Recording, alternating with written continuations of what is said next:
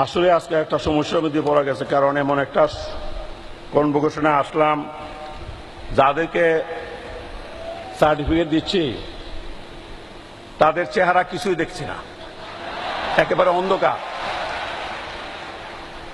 আসলে কোনো বক্তা যদি বক্তৃতা দেয়, অডিয়েন্সের চেহারা দেখা বোঝা যায় তার বক্তব্যটা তারা গ্রহণ করছে না রিজেক্ট করছে।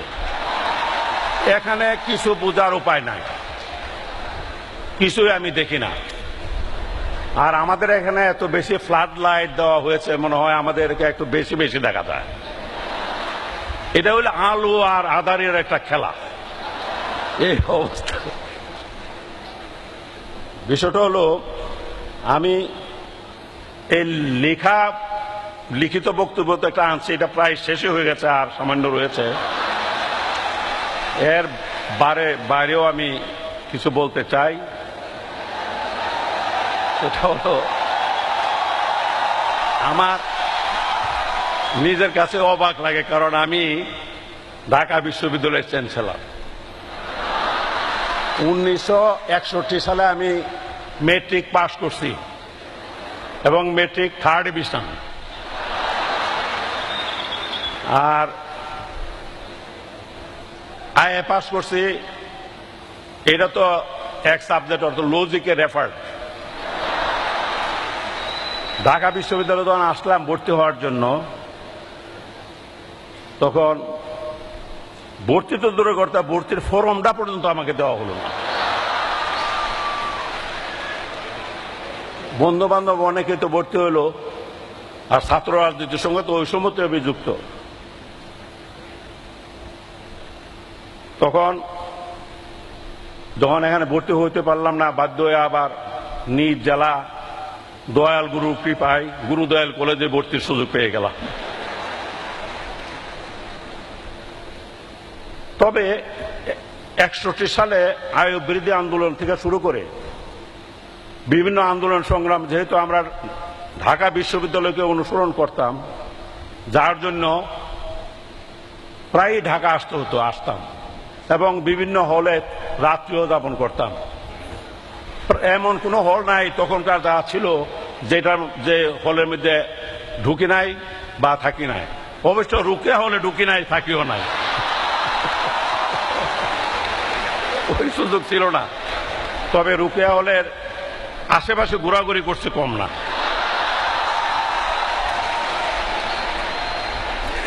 বন্ধু বান্ধব যারা ইউনিভার্সিটিতে পড়ে, তারা তো তখন গল্প করে যে মানে কনভোকেশন, এই কনভোকেশনে তারা যে কনভোকেশন ক্যাপ এবং গাউন এগুলি।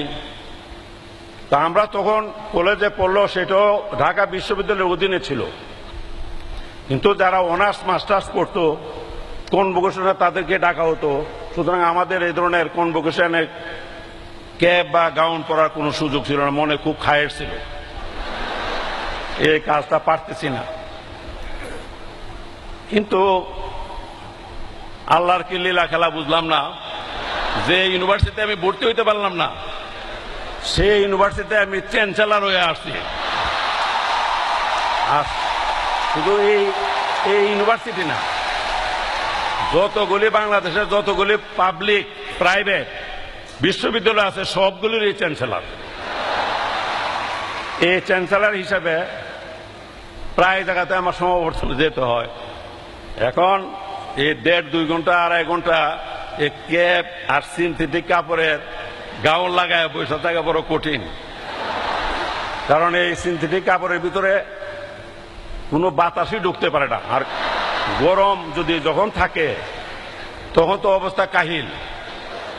আমি আমাদের সম্মানিত ভিসি সাহেবকে অনুরোধ করছিলাম যে আমাদের কনভোকেশনগুলো যে শীতকালের দিকে হয় তা একটু সুবিধা হয়, কারণ আজকে আমি এই যে অন্ধকার, যদি এটা আজকে যেহেতু উপরে ত্রিপাল দেওয়া হয়েছে, ত্রিপাল দেওয়ার কারণ হলো কি বৃষ্টি যে কোনো সময় আসতে পারে, লন্ড বন্ড হয়ে যাবে, এটা প্রিকশন হিসাবে ত্রিপাল দেওয়া হয়েছে।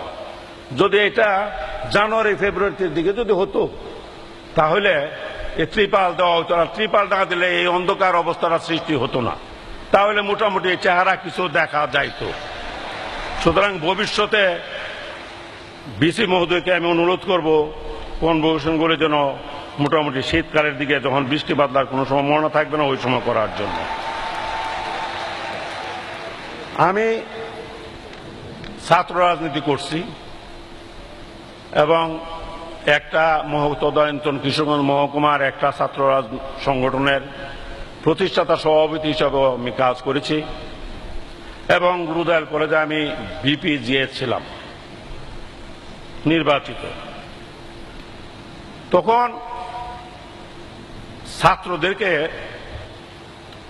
আমরা এমনভাবে চলছি, তাদের সঙ্গে এত ভালো ব্যবহার করছি যাতে এই ভিপিতে দাঁড়ালে জিএসে দাঁড়ালে যাতে আমার ভোট দেয়। আর ভালো ভালো ছাত্র যারা মেট্রিকে ফার্স্ট ডিভিশন পাইছে বা ইন্টারমিডিয়েট ভালো রেজাল্ট করছে এদেরকে রিকোয়েস্ট করতাম যে আমাদের দলে করা, তারা একটু রাজনীতি থেকে একটু দূরে থাকতে চায়।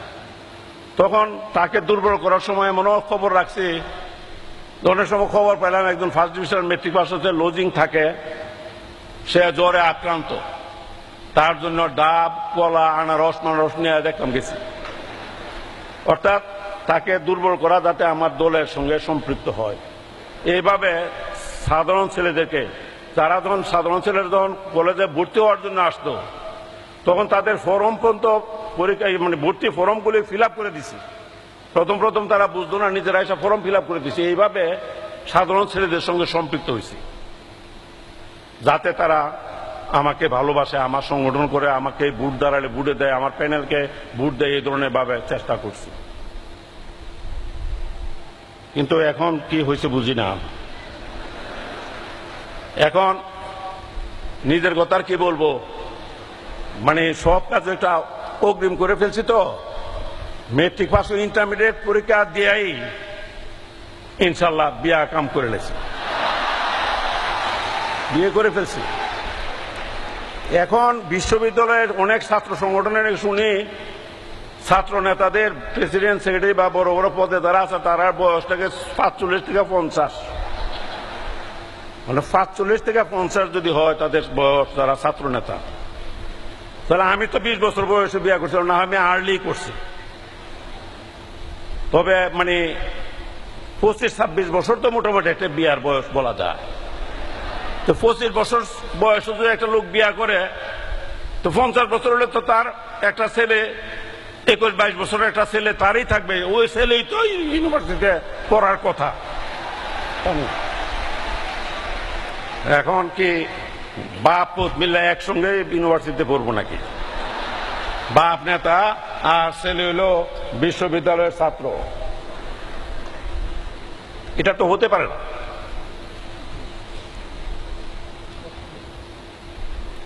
এই যে তারা যাতে ইউনিভার্সিটির রেগুলার স্টুডেন্ট, যারা সত্যিকার ভাবে যারা ছাত্র, তারা যাতে ছাত্র নেতৃত্বে থাকে। আর একটা 45-50 বছর বয়সের একটা ব্যক্তি যদি এখানে ছাত্র সংগঠনের নেতৃত্ব দেয় তাহলে এই ইউনিভার্সিটির 20-22-23-24 বছরের ছেলে মেয়েরা যারা আছে তাদের সঙ্গে তাদের অ্যাডজাস্টমেন্টটা কি করে হতে পারে, এটা তো আমি বুঝি না। সুতরাং ঢাকা ইউনিভার্সিটির যে ডাকসু নির্বাচনী যে মাস্ট, এই ডাকসু নির্বাচন করা দরকার। ডাকসু নির্বাচন যদি না হয় তাহলে মানে ভবিষ্যৎ নেতৃত্ব এই দেশের জন্য একটা শূন্যতার সৃষ্টি হয়ে যাবে। অবশ্য কেউ কেউ এই কথা বলতে পারেন যে 20-25 বছর বিয়া না করে, যেমন আমাদের 2 বছর আগে আমাদের মাননীয় রেলমন্ত্রী বিয়া করছে 65 বছর বয়সে। আবার কেউ যদি ওই এক্সাম্পল দেয় যে রেলমন্ত্রী তো 65 বছর বয়সে বিয়া করছে, এটাও ঠিক, এটা খুবই রেয়ার কেস। এখন সবকিছু সময়ে ভালো, অসময়ে কোনো জিনিসই ভালো হতে পারে না।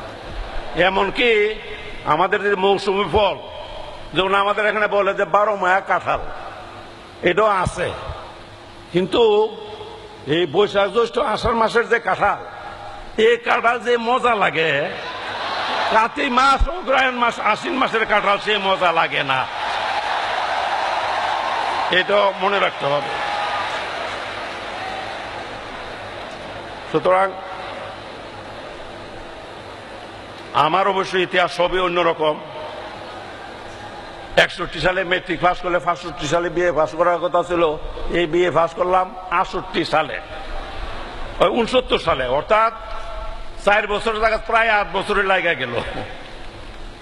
বলতে পারেন এত ছাত্র খারাপ ছিলাম, এটা ঠিকই, পাশাপাশি শুধু ছাত্র খারাপ ছিলাম এই কথা বললো ঠিক হবে না, কারণ 2 বার পরীক্ষা দিতে পারি নাই, পরীক্ষার সময় জেলে বন্দি থাকতে হইয়াছে। এটারও একটা কাহিনী আছে। যখন নাকি বিএ পাস করতেই পারি না, তখন আত্মীয় স্বজন বন্ধু বান্ধব বাড়িতে গেল একই কথা, যে বিএ পাস কবে হইব, কি ব্যাপারটা, এই উত্তর দিতে দিতে আর ভালো লাগে না।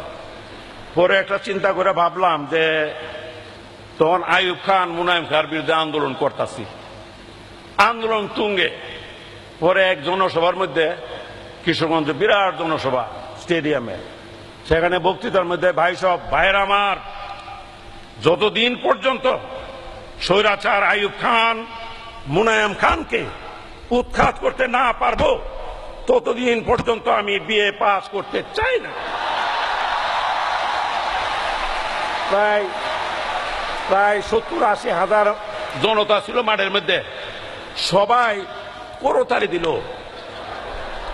জায়গা একটা সার্টিফিকেট পেয়ে গেলাম। এরপরে আমার আর কেউ বিএ পাস কবে হইব না এটা নিয়ে আর কেউ কথা বলে নাই। এই একটা অবস্থার মধ্যে আজকে একটু আমার গলাটা বসে গেছে গা, নাহলে আর কথাবার্তা আরো অনেক কিছু বলতাম। যাই হোক, আর কথা বাড়াতে চাই না। আপনারা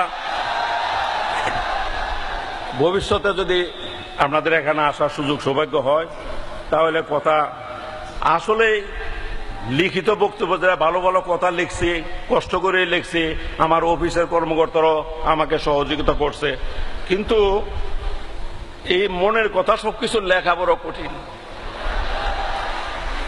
আগে তো যাওয়া আমরা মোটামুটি প্রেমপত্র লিখতাম, তখন বিভিন্ন বই থেকে বিভিন্ন কোটেশন টোটেশন দেখে ভালো করে একটা প্রেমের পত্র লিখতাম। আর এখন প্রেমপত্র লেখা বন্ধ হয়ে গেছে, কারণ এখন সব মেসেজ, মানে যে মেসেজ দিয়ে পাঠায় দিয়ে ওই সব কথা শেষ। আমার মনে হয় যে মুহূর্তে মুহূর্তে আর প্রেমপত্র লেখাও কিন্তু একটা সাহিত্য, একটা আর্ট ছিল, এটা গেছে। যাই হোক, আমি শেষ করে ফেলতেছি। প্রিয় গ্রাজুয়েটগণ,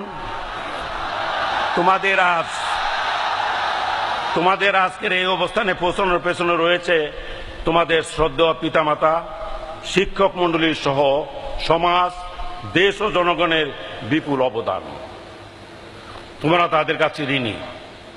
তোমরা সমাজ ও জনগণের প্রতি দায়বদ্ধ থেকে তোমাদের মেধা, প্রজ্ঞা ও কর্ম দিয়ে জাতির আশা আকাঙ্ক্ষা পূরণে অগ্রণী ভূমিকা পালন করবে।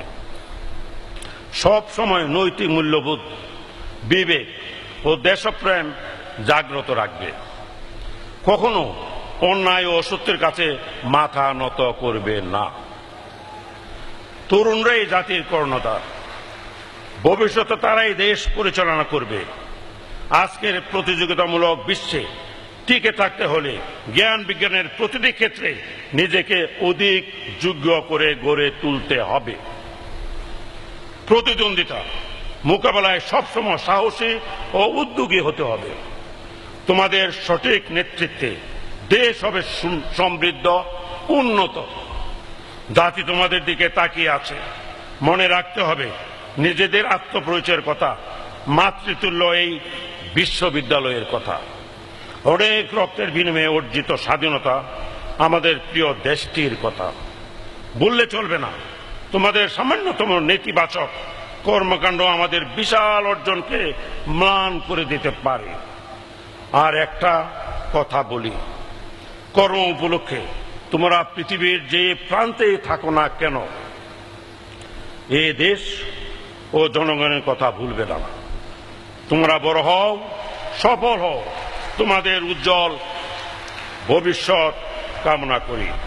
পরিশেষে সবাইকে আবারও ধন্যবাদ ও শুভকামনা জানিয়ে আমার বক্তব্য শেষ করছি। আপনারা সবাই ভালো থাকুন, সুস্থ থাকুন। খুদা হাফেজ। বাংলাদেশ চিরজীবী হোক। আসসালামু আলাইকুম।